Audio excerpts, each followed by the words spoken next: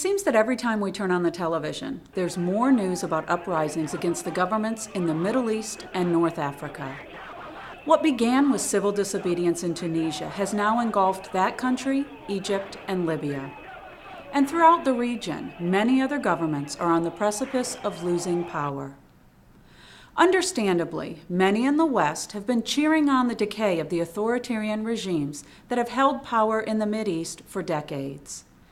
Here at CFIF, we believe strongly in the right of people throughout the world to govern themselves. But we're also mindful of the fact that the process is often more lengthy and more difficult than initially anticipated.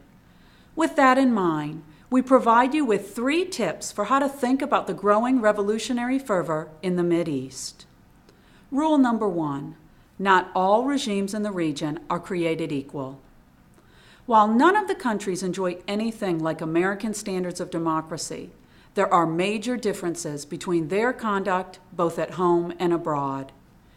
In Hosni Mubarak's Egypt, for example, the people were subjected to abusive treatment by the nation's security forces, and efforts to create regular elections were put down. Yet at the same time, Egypt's economy made great progress, and peace with Israel was maintained.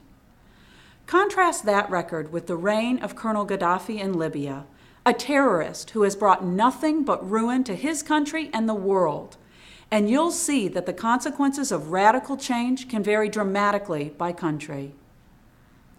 Rule number 2, the people opposing a dictator are less important than the people replacing him.